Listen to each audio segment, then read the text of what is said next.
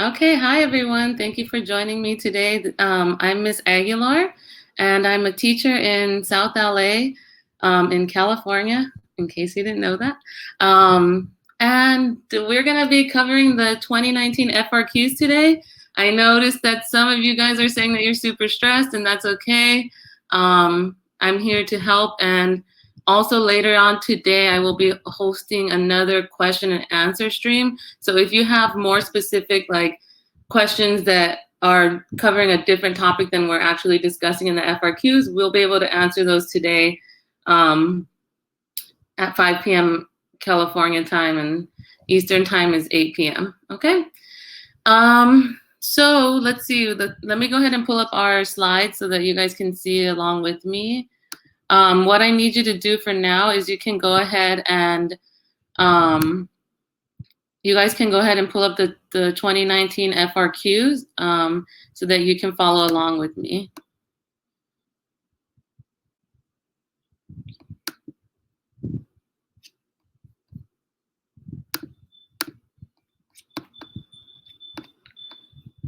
Okay.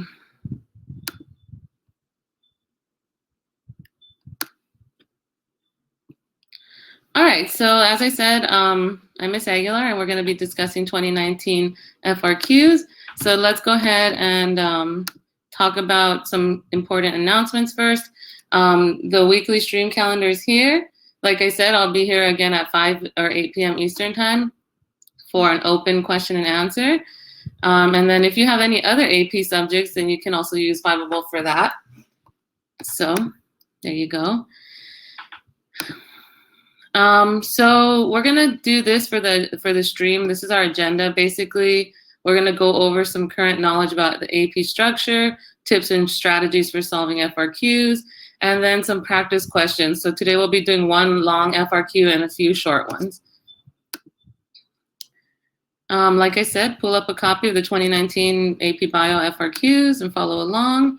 If you didn't know, the test is open book, open note. So you will have about 25 minutes for question 1 and then 15 minutes for question 2 with 5 minutes to upload your answers. Question 1 is going to be the bulk of the results. It's 65% of your overall score, whereas the question 2 is 35%. All right. If you can see down here at the very bottom, I linked this updated information about taking the AP exam. So check it out, collegeboard.org. It's like AP coronavirus updates. And you'll be able to find a little practice test or practice FRQ for the AP Bio exam as well. Basically, for question 1, you're going to be asked to interpret and evaluate experimental results. And you have to be able to do all of these, bolded words that describe, identify, analyze, and so on. So we're going to be looking at some experimental design today and a lot of data. And then the other question is dealing with a disruption to a biological phenomenon. So I think a lot about protein channels and let's see, homeostasis, enzyme pathways. I think of just anything that you think that is like a big pathway that if it's disrupted, they're asking you to like figure out what's going to happen to this pathway. So that's like the cause and effect question. All right, so let's move on to the next slide. This is just a quick suggestion for those of you who have, you're going to use your notes and your book for the test. It's best if you're not too overwhelmed with information or too many notes because it's going to distract you a lot from taking the actual exam. So you want to make sure that I personally suggest maybe using a mind map or some kind of flow chart that condenses all of the information for each unit, and maybe having like a tab open on your device that has all the action word definitions and the formula sheet available. I'm not sure they may be providing that for you inside of the test itself, But I'm going to get more information on that later, and I'll hopefully be able to share that with you guys today on the next stream. All right, so that's my suggestions. For the FRQ tips, this is what we're going to try to follow today. Obviously, the AP College Board came up with a lot of tips. These are just like the summary of the most important ones, in my opinion. So you can get credit for each part, A, B, C, D, E, independently. So you should attempt to solve each part. Even if you have to skip one, you'll be okay if you answer the rest of them. You want to organize your answers as clearly and neatly as possible. So labeling each part A, B, C, D, etc. And you want to be sure to clearly label your diagrams and graphs. So you include title, X and Y axes, labels, units, a best fit line, and so on, okay? All right, so like I said, if you're just joining us, please pull up a 2019 FRQ copy. We will be starting shortly. Please feel free to ask any questions related to the topic, even if you think it's too simple or easy.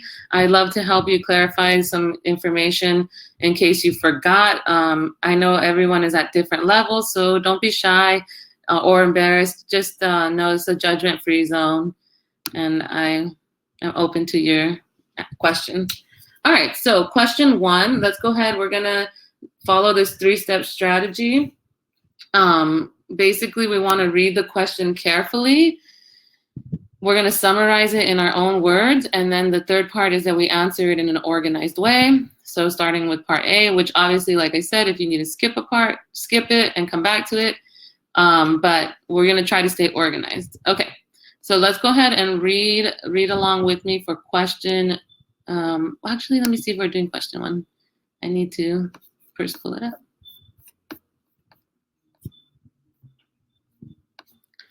Okay, so yeah, we are doing question one of the 2019 FRQ. So let's go ahead and start by reading the question. As you can see, there's a figure that was given to us. Personally, I like to skip over that first and read the question and then go back to the figure. But if you do it the other way around, it's also fine. So it's your approach. Okay, number one, auxins are plant hormones that coordinate several aspects of root growth and development. Indole 3-acidic acid, known as IAA, is an auxin that is usually synthesized from the amino acid tryptophan, which is seen in figure 1. Gene TRPT encodes an enzyme that converts tryptophan to indole 3-pyruvic acid, which is called I3PA, which is then converted to IAA by an enzyme encoded by the Euc gene. By the gene I call it Euc. I don't know what you want to say, YUC.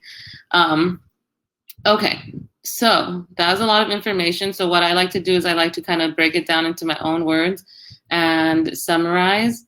So one thing I wrote was,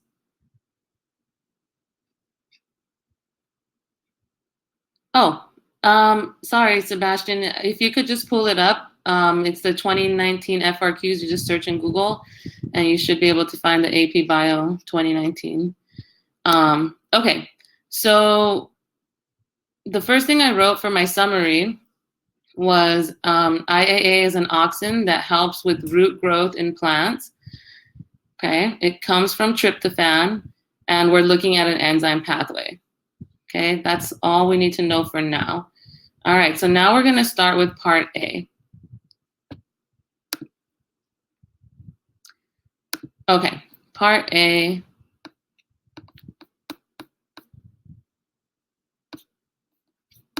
Okay. Part A asks us to circle one arrow that represents transcription on the template pathway. Okay, so, and then we have to identify the molecule that would be absent if the enzyme Euc is non-functional. All right, so well, remember when we go from gene to mRNA, that's called transcription, right? When we go from DNA to the copy of DNA, which is known as messenger RNA, that's transcription. If we go from mRNA to a protein, what is that process called?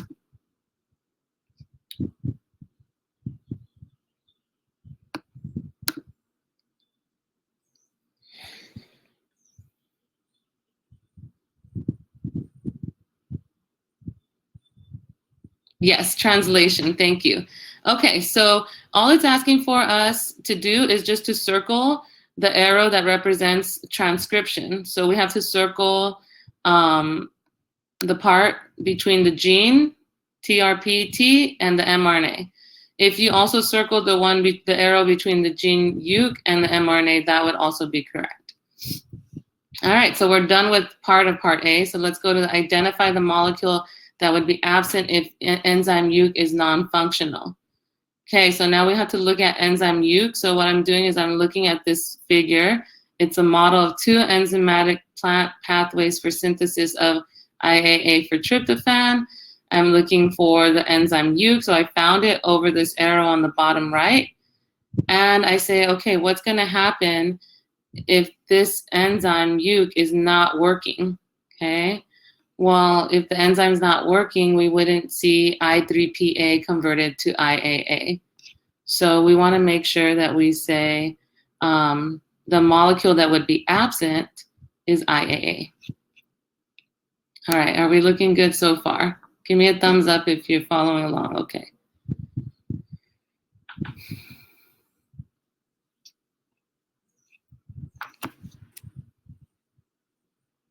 All right. Thank you, guys. For those of you, if you just joined us, we are looking at the 2019 FRQs. So you are pulling those up and we're reading along. We're on question 1, part B. All right, thanks. Let's move on. All right, so part B.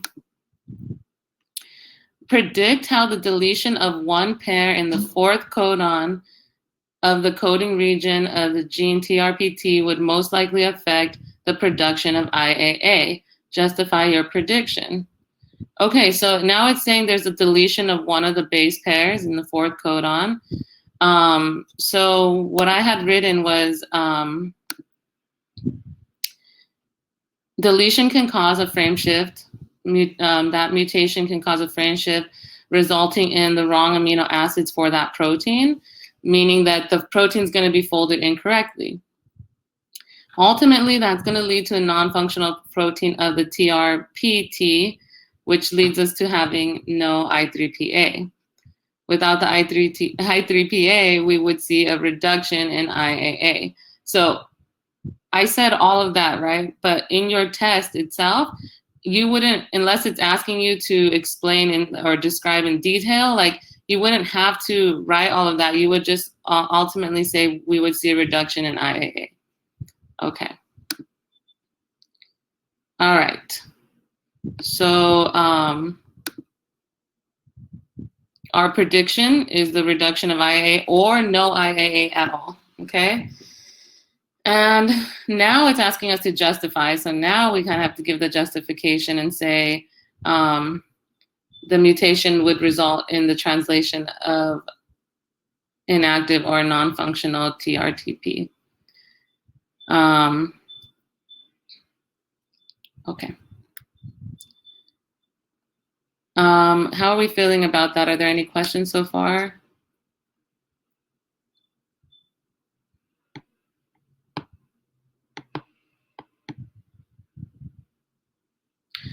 Okay, so let's see. So,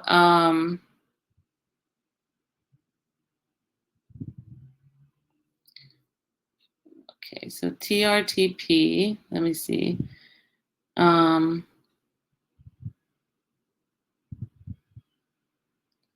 So we're looking at the gene TRTP, okay, that's the DNA.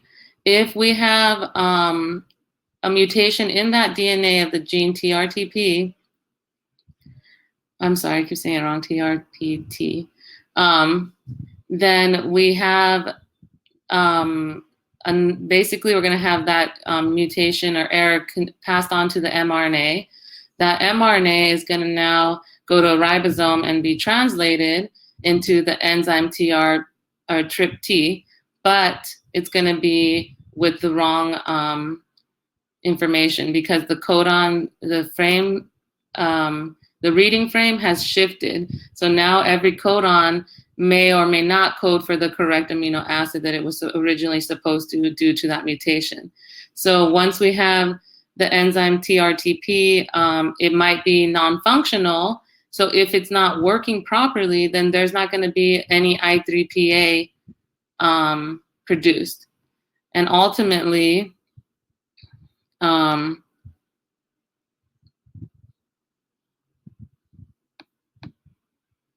me see. Yeah, so ultimately, we're not going to have any TRTP available for us. So that's more the justification. The mutation will result in the wrong protein shape and therefore no functional protein or no functional enzyme. Did that help? I had someone ask if we could elaborate on the justification. Okay, perfect. Thank you.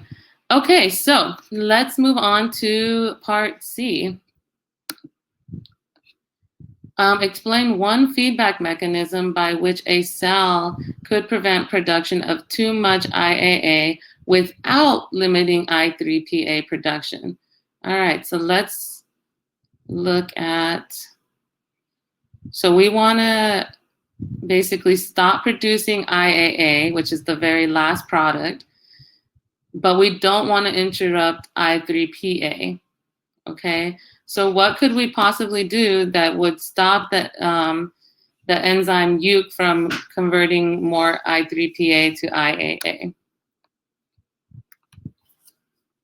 Any suggestions are welcome.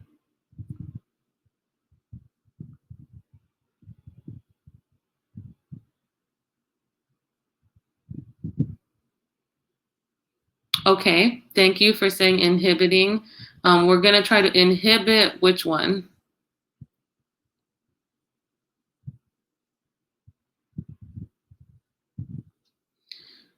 Okay, so that's good. So we are going to inhibit the Euc enzyme. So how could we possibly inhibit it? Does anyone have any ideas or just thoughts on it? If there was a way we could inhibit the Euc enzyme to prevent it from continuing, what could we do? There could be a competitive inhibitor. Or allosteric inhibition, good. Yeah, all of those would be potential answers. I mean, not that you have to answer this. This is just my own question. But what product could we use that would potentially trigger that it had enough IAA?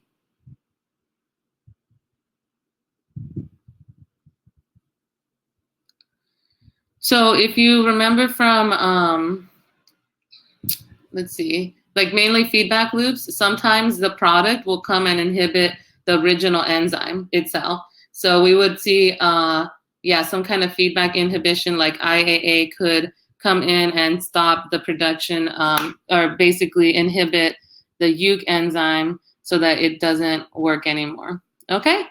All right, so we are on question 1, part C, if you are just joining us. So let's see. Of the 2019 FRQs. Let's see. So negative feedback pathway. So our explanation is a feedback mechanism that would prevent, we're looking for a feedback mechanism that would prevent too much IAA. So we would say some kind of negative feedback. You could say feedback inhibition, or basically something that inhibits the pathway for IAA. You could say the Euc enzyme is inhibited, or the Euc enzyme activity is inhibited. So, or I didn't see this one before, but the production of the Euc enzyme itself. So maybe you could put some kind of stop on the mRNA that makes the enzyme Euc, and you would not have a functional Euc to continue working on this process of, making more IAA. Okay, so those would be good answers. Yes, exactly. They would act, the IAA could potentially act as a repressor for the Euc enzyme. Okay, so part D and E are not things that we covered in this course this year. So we're going to go ahead and skip that. Are there any other questions about question 1 before we move on to the next part?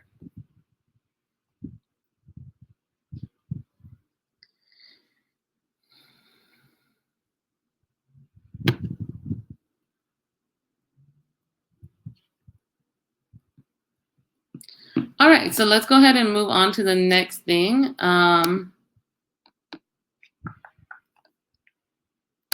So we're going to go ahead and jump to question 3. We're going to read the question, we're going to summarize it in our own words, and then we're going to try to answer parts A, B, and C. All right, question 3 of 2019 FRQs. Go ahead and find that. Get ready.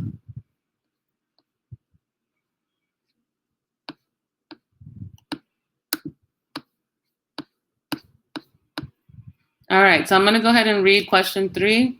The pyruvate dehydrogenase complex, known as PDC, catalyzes the conversion of pyruvate to acetyl-CoA, a substrate from the Krebs cycle, citric acid cycle.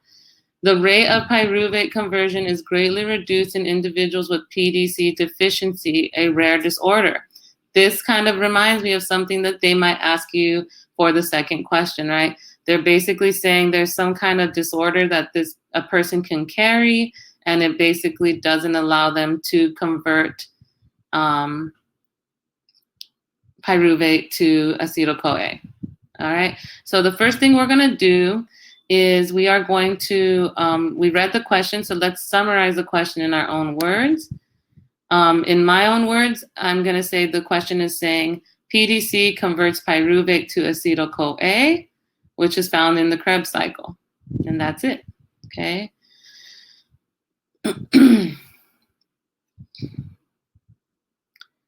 All right, and then we're going to actually start with the questions. So question A is asking, identify the cellular location where PDC is most active. So if we remember, and maybe some of you covered this, maybe you all didn't, I don't know, but if PDC catalyzes the conversion of pyruvate and acetyl-CoA, you would have to say, okay, where's the Krebs cycle? It says a substrate from the Krebs cycle. So you need to say, where is this Krebs cycle taking place? So do you guys remember where the Krebs cycle takes place? In which organelle, more specifically? Yes, it's in the mitochondria. Thank you, guys. And the answer is right there too, in case you didn't know that. But yeah, the Krebs cycle takes place in the mitochondria. So the Krebs is going to be part of the process of cellular respiration. Okay, so for those of you who may not remember all of the details, I'm just going to go over it real quickly. We have this thing called cellular respiration, right? Cellular respiration is where we are basically, the first thing we're doing is we're breaking down sugars, okay, through glycolysis, okay? And we're using the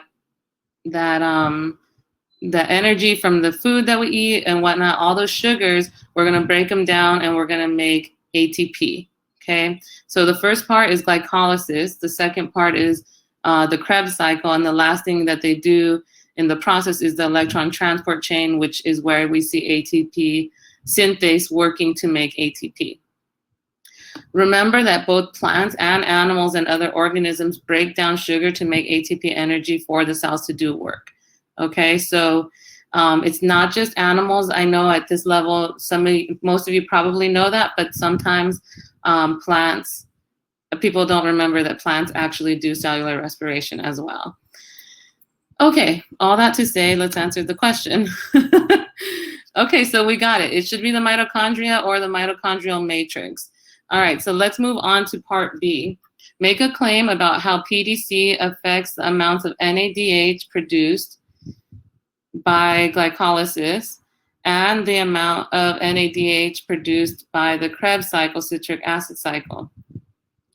All right, so, and then we have to provide reasoning to support our claims and so on. So if you guys remember, what is NADH?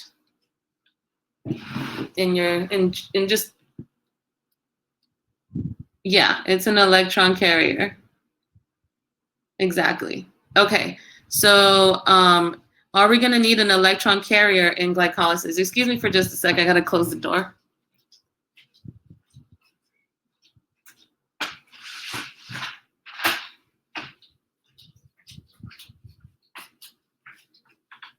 Okay, I'm back. So we don't need an electron carrier in the process of glycolysis. Honestly, that's kind of a tough question. Yeah, because it's kind of requiring you to memorize parts of that, and I don't really necessarily agree with memorizing it like that, but it is what it is. So no, we don't need the electron carriers in glycolysis, but so that therefore our answer would be glycolysis will have no change because it doesn't need the PDC enzyme, and the Krebs cycle will need the PDC enzyme, so we will see a decrease in NADH. Okay. So let's look at the scoring guidelines just to help us out. So it does tell us glycolysis occurs before conversion of pyruvate to acetyl-CoA, so there's going to be no change. That's going to be our claim, no change to glycolysis. Then we would say for our claim for the Krebs cycle, it's going to decrease. And then we would say that the Krebs cycle occurs after conversion of pyruvate to acetyl-CoA, and NADH is going to be affected. Okay.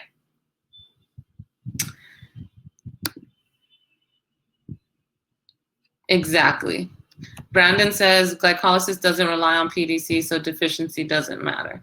All right, perfect. Let's continue to the next part, part C. This is a genetics part.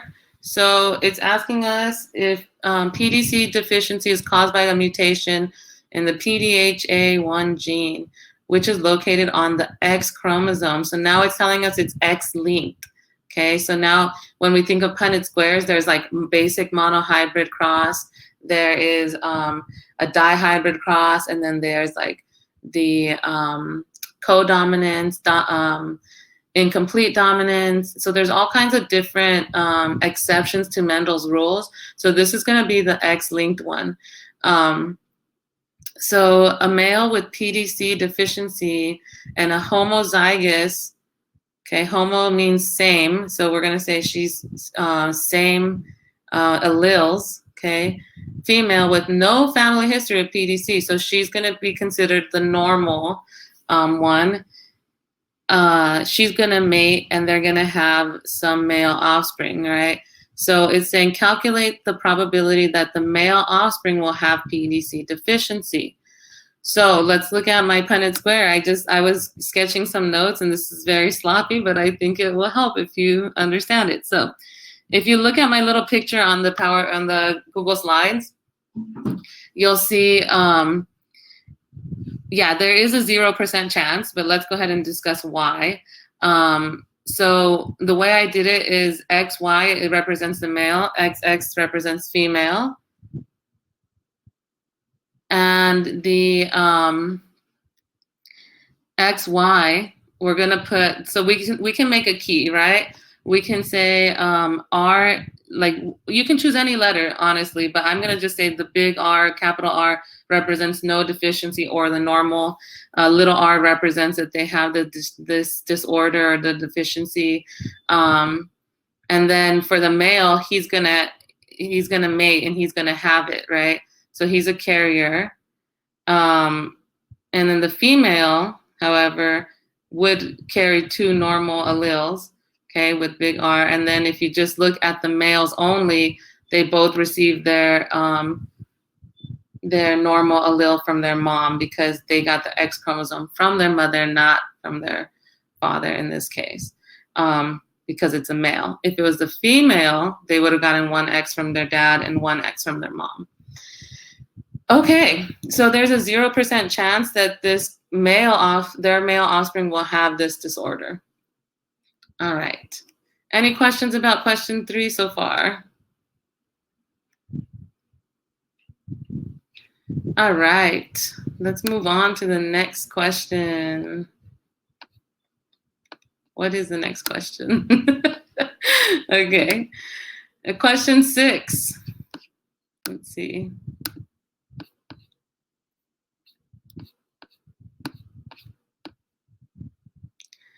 Okay, actually, let's skip through question 6 for now.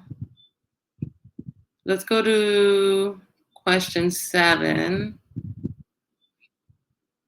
And then we'll come back to question 6 if we have time at the very end, which it looks like we will. All right. So everyone get to question 7, please. We're going to do the same process we've been doing. So I'm going to go ahead and read you the question. You guys can follow along. And remember, we're kind of going to try to summarize this question in our own words. So a researcher is studying patterns of gene expression in mice. The researcher collected samples from 6 different tissues in a healthy mouse and measured the amount of mRNA from 6 genes. The data are shown in figure 1, and it shows us mRNA expression levels. All right, so my summary is going to be pretty much what they said. Basically, if someone is studying gene expression, they looked at some tissues from mice and they found the amount of mRNA that is present in each of these genes, in each of the tissues. Okay, so let's go ahead and read part A.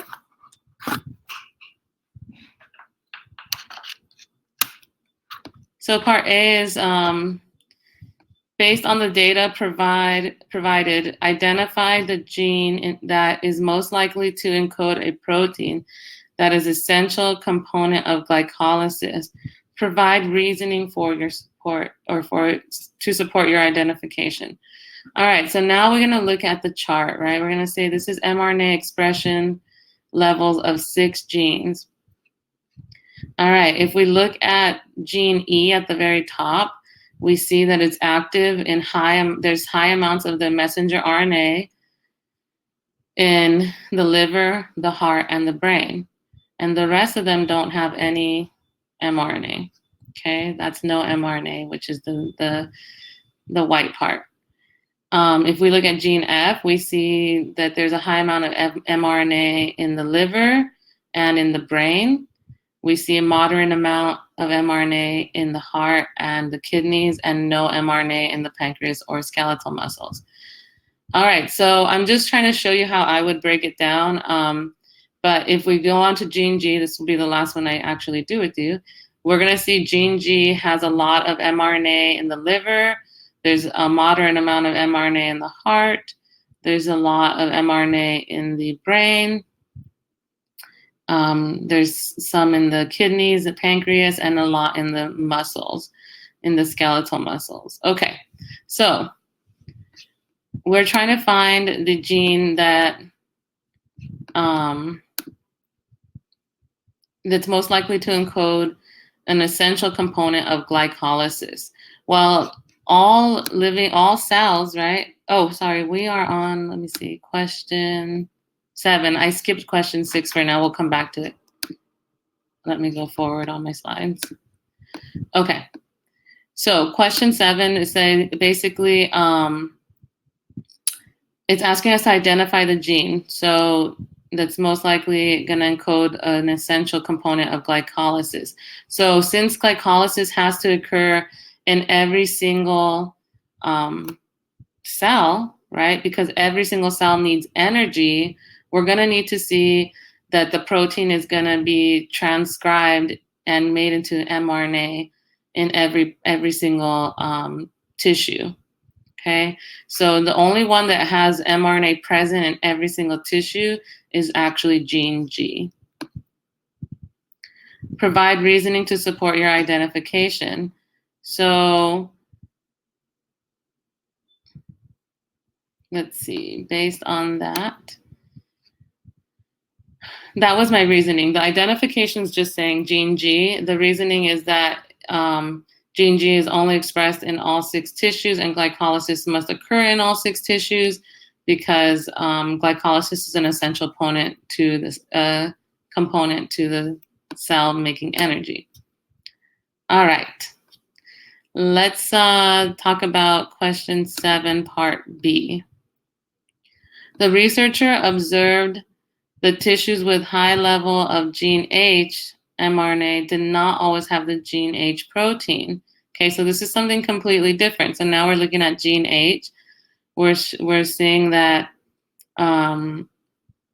it just didn't have, even though gene H had a lot of transcription occurring, there wasn't much translation occurring. So it's asking us why. It's asking us to provide reasoning to explain how the tissues with high gene H mRNA levels can have no gene H protein. So does anyone remember how that could be possible?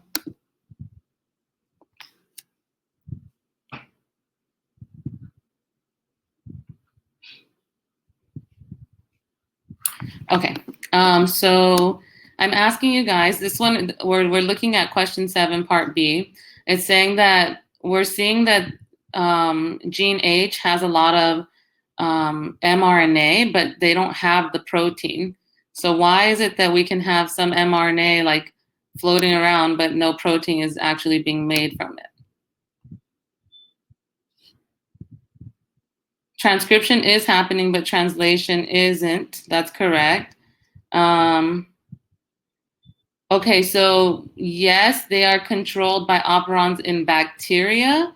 So gene expression is controlled by operons in bacteria. However, we have eukaryotic control mechanisms, and we're looking at mice in this one. So we would have to have some kind of a eukaryotic mRNA control. So there are things that basically stop the mRNA from being made into a protein. So let's see if we can figure what those things are. So there's this thing called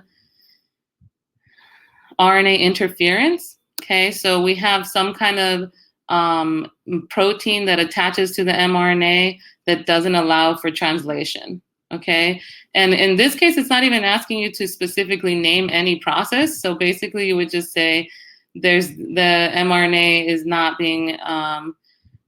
being translated because it's being blocked by something else. There's some kind of interference. You could say that maybe the mRNA didn't make it out of the nucleus and therefore it's not being translated, or because of post-transcriptional modifications. All right. Let's see what we got. Let me see. I'm trying to catch up on your guys' chat. So an inhibitor is binding to the protein. It's not a protein at this point. It's just the messenger RNA, but it is something like an inhibitor that can block the mRNA from being made.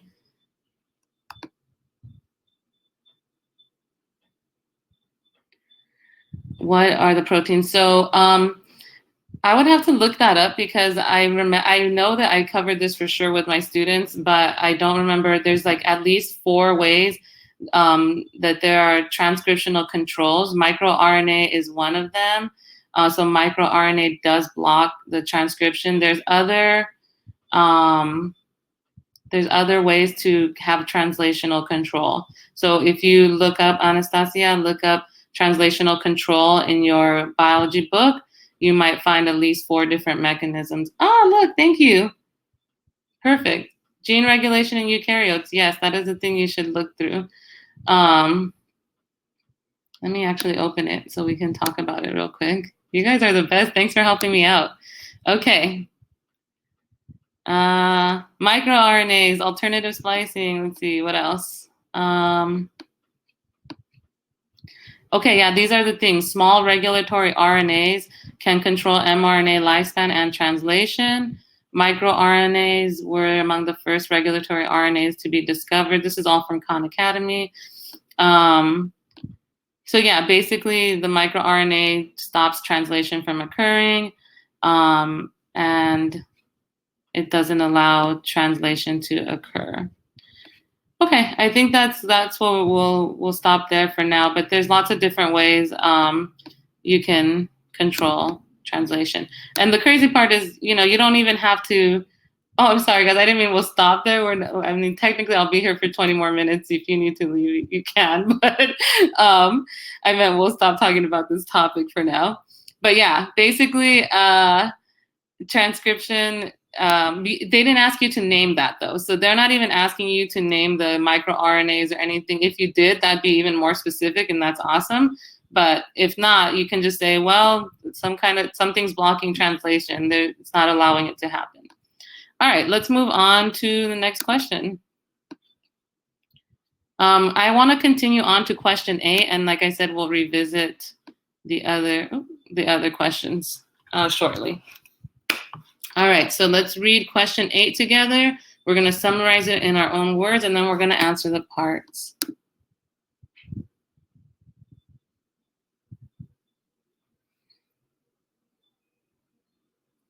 Okay.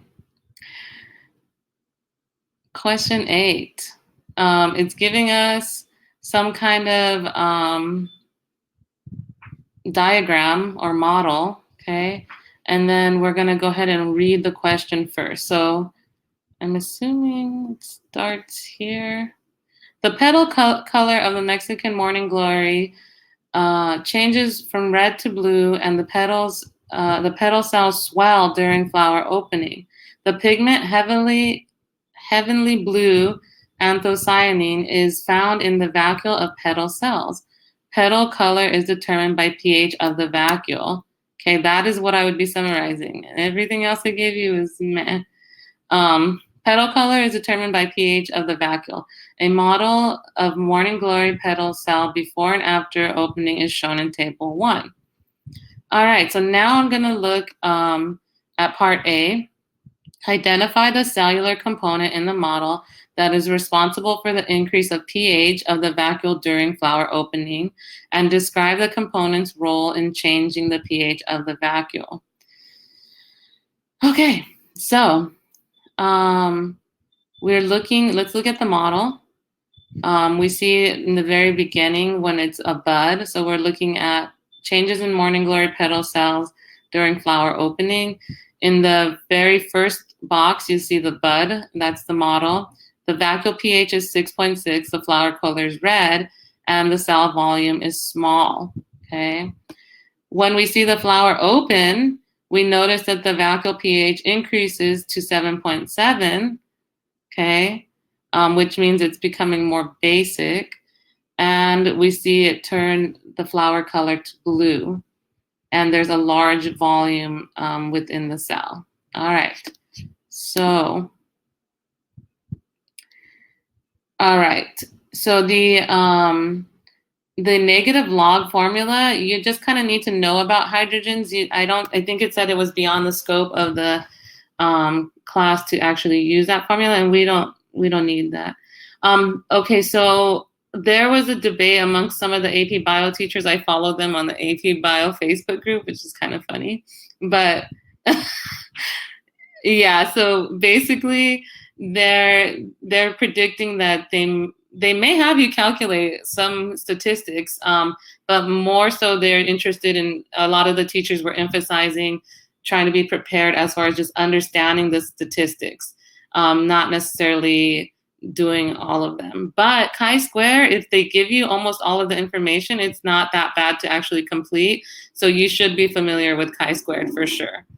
All right, but going back to this question. So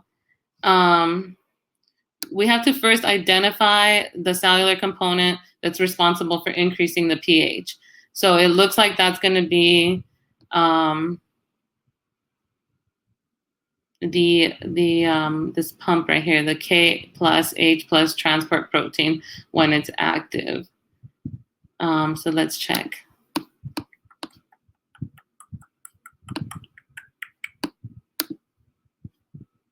Oh yeah, so it's the K plus H plus transport protein.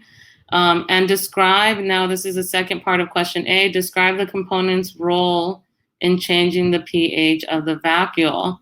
So what is happening, what is happening to the hydrogen ions inside of the vacuole? Are they increasing or decreasing inside of the vacuole? It's pumping hydrogen out of the vacuole, that's correct. So yeah, the hydrogen ions are decreasing inside of the vacuole, and we're seeing more of the potassium going in, or the K plus. All right. So the K plus is making it more basic. The H plus is acidic. So when it's been pumped out, the acidity increases. I mean, the acidity portion decreases, but the pH overall is increasing. All right, part B. A researcher claims that the activation of the K plus H plus transport protein causes the vacuole to swell with water. Provide reasoning to support the researcher's claim.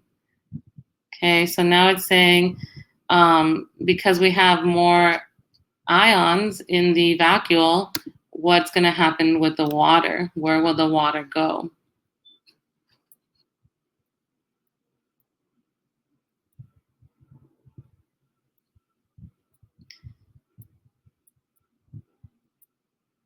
So water is gonna, so water is gonna flow inside of the vacuole once there's more ions in there. Okay, so water is gonna flow to the place to where there's more solute so that it can dilute the solutes and make them a little more evenly dispersed through the process of osmosis. Good. All right, perfect. So it looks like you guys are getting that so far. Are there any questions? The reasoning was basically the solute is moving, the solute potassium is moving into the vacuole, making water follow it. So basically through osmosis, water will move into the vacuole. That's it. Okay. Let's go back to question. Which question was it? Let me see. I have to look at my notes. Okay, we did question 1 and 3. I think we skipped question 6. All right. Oh, thanks, guys. All right, so let's go back to question 6 and figure it out. This one's a little bit more extensive and it might take us a little longer. So hopefully this will be the last. This is going to be the last question that we do. We'll take it kind of slowly. Okay. All right. So like I said, question 6 giving us a table again, but we don't necessarily need to read it right away. I like to skip over that for now and come back to it. So let me go ahead and read you the question 6 of 2019 FRQs. It says the yeast, I'm not even going to try to pronounce this because you don't need to. On the test, you want to save as much time as possible. So just keep it simple in your head, even if you make up little abbreviations for the yeast. So I can say the yeast or the name of these organisms, in which case this is yeast. So the yeast SC is a single-celled organism. Amino acid synthesis, so they're making amino acids in yeast cells occurs through the metabolic pathway. Okay, good to know. And enzymes in the synthesis pathways are encoded by different genes. Okay, so basically we're looking at some genes code for proteins or enzymes that are needed to make amino acids. All right. The synthesis of a particular amino acid, so making a particular amino acid can be prevented by mutation of a gene encoding an enzyme in the required pathway. All right, so now we're going to basically, we kind of summarized the question. We said enzymes need to be made by different genes. These enzymes control the pathway to make amino acids that the yeast cells need. Okay, so if you didn't know, yeast are a form of fungi and they are eukaryotic. So they're going to be more closely related to us than they are to bacteria. All right, so the synthesis of a particular amino acid can be prevented by mutation. So what they're doing now is they're mutating a gene that is required to make an enzyme that's required for the pathway to make these amino acids. All right, so now that we got that, let's continue reading the question. A researcher conducted an experiment to determine the ability of yeast to grow on media that differ in amino acid content. Yeast can grow as both haploid and diploid cells. The researcher tested 2 different haploid yeast strains, Mutant 1 and Mutant 2, each of which have single recessive mutations. Okay, so they have one recessive mutation in their allele and a haploid wild type strain. The resulting data is shown in table 1. All right, so we'll look at table 1 in just a moment, but it's asking us to identify the role of treatment 1 in the experiment.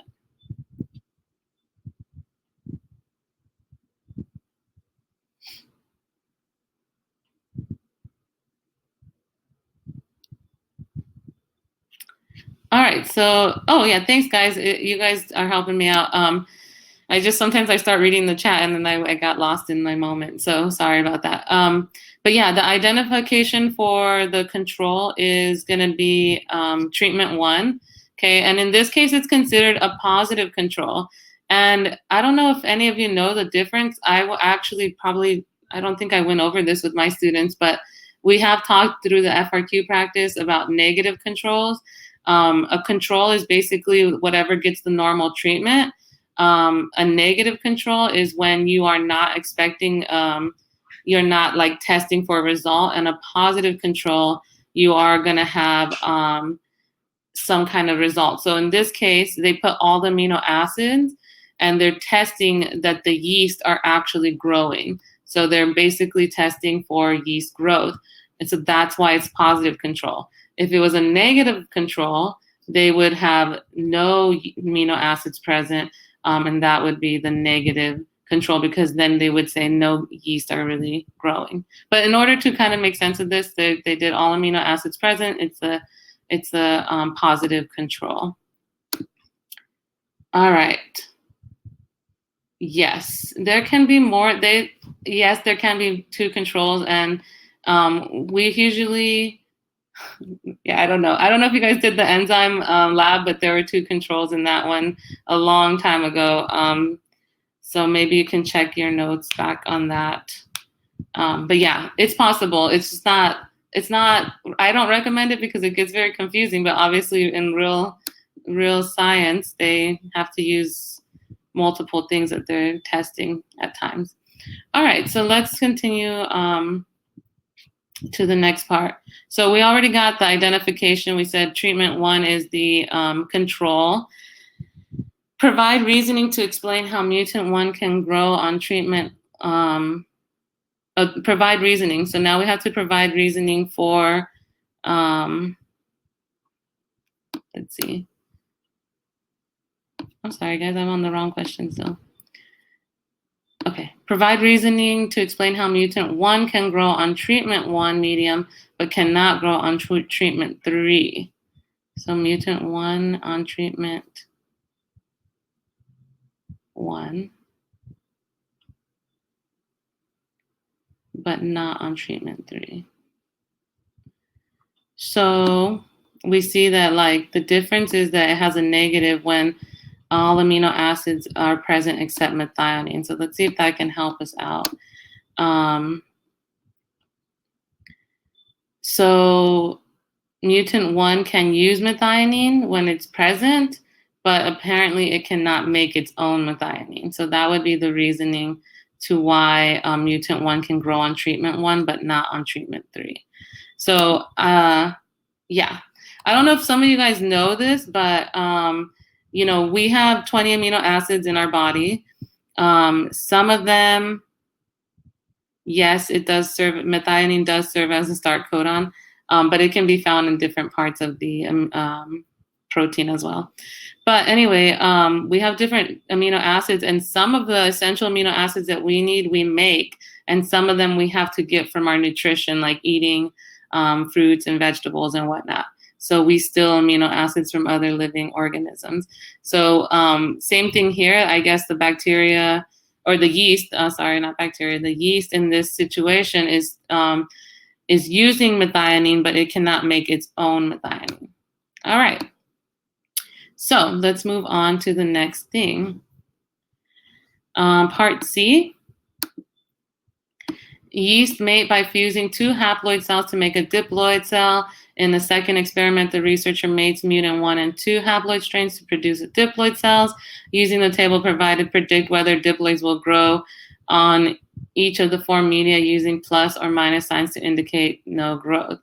All right, so what they did is they basically, remember that each mutant had one functional allele and one mutant allele. Okay, so when they combined both of them, we're assuming that they got 2 alleles that were functional and that they're going to be able to function in all 4 treatment areas. Okay, so then we would put a plus sign for each area on the column.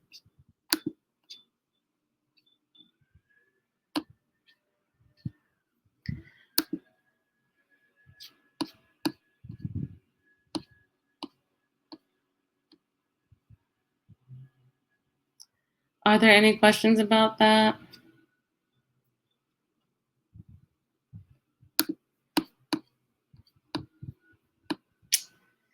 Okay.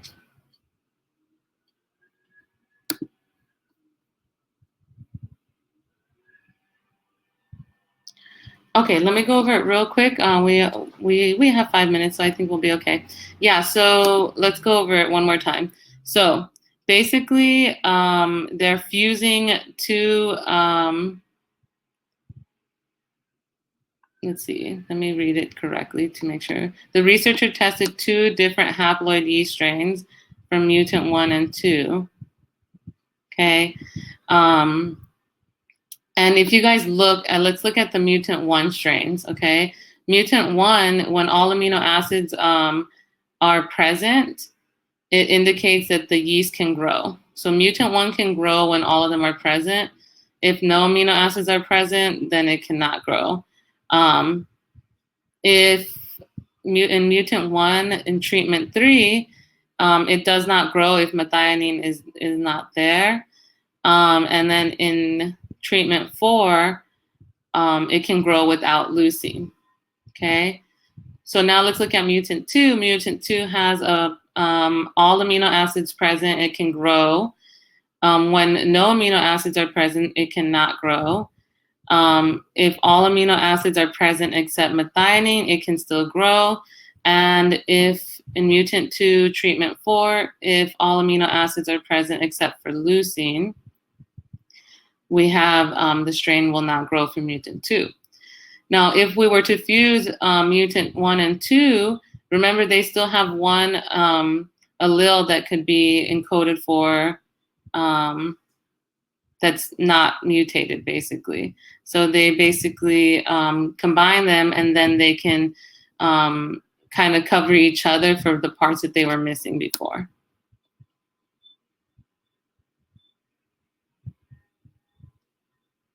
Oh, no.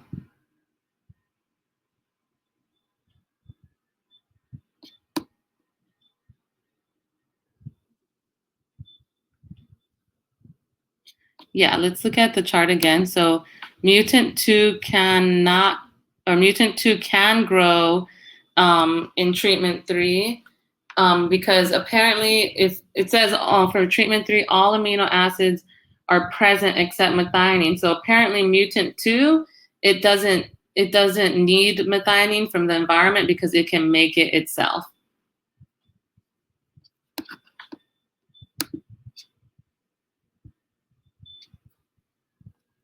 And does that help, Anastasia? I'm sorry, is it Anastasia or Anastasia? I don't know. Okay. All right, so let's make sure we answered all the sections.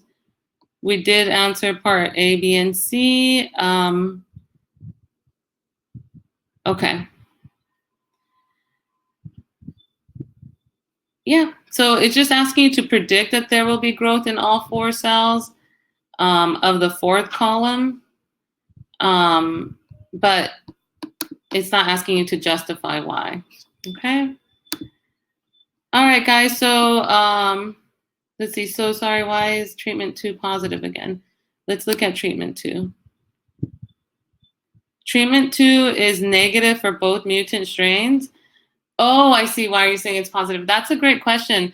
I'm assuming that I mean, that is such a good question. I actually don't know. Maybe I can get back to you guys on that. because I'm wondering if they both did not succeed in that treatment, why is it still positive? The only justification I can say is maybe they have the alleles that are able to function just like similar to the wild type, because the wild type was able to make all of its amino acids. So together, since this one can function with leucine, mutant 1 can basically function without leucine. So mutant 1 can make its own leucine. Mutant 2 can make its own methionine, or can still make its own methionine. So together, they're going to be able to make leucine and methionine, which means that they don't need any of the amino acids present to still function. That's what I'm assuming. Okay. All right, good. Oh, it was a huge debate in your class? Oh, good. That actually helps me feel better. Oh, you guys are so sweet. Okay, awesome. I'm glad we kind of settled that, and thank you guys so much. That's the end of my time here. So again, good luck with the AP exam. I'll see you guys at 5 o'clock if you guys can make it, or 8 o'clock Eastern time. Thanks for your time today. Good job, guys. Bye.